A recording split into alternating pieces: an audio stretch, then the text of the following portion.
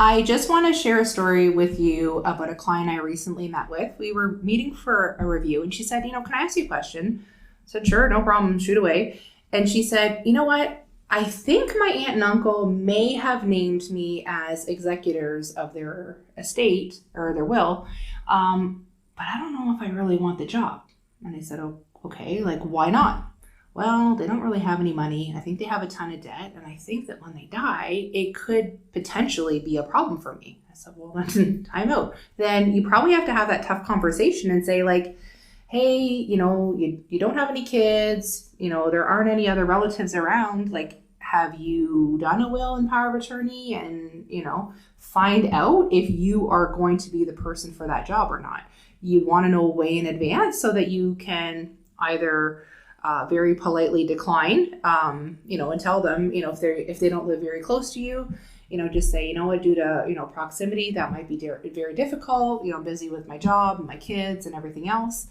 Or inform them that there are third parties that you can actually pay to act as a trustee to take care of an estate.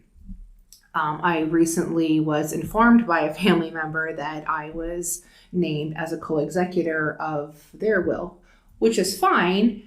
However, just a word of advice for people, especially when someone told me, I would approach the person first and say, hey, we're going and we're updating our will and power of attorney, or we have to go do our first will and power of attorney.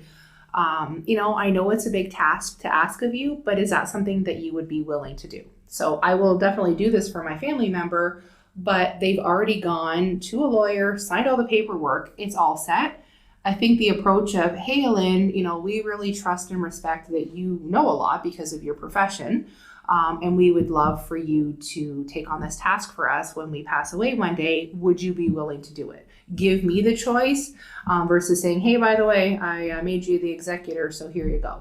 So the whole point of this video is to say, if you've done a will and power of attorney or you need to update them, take a look and make sure the person you have is still the right person and make sure that they know. Or if you're considering going and updating your will or power of attorney, or you have to do your first one, make sure you check with the person that they're up for the task, because it can be very labor intensive. I mean, it doesn't have to be. It depends on how somebody's estate is set up. But I would say being the person that was told after the fact that they were made the executor, I would have appreciated being approached first to ask versus being told that this is the duty that I am expected to fulfill.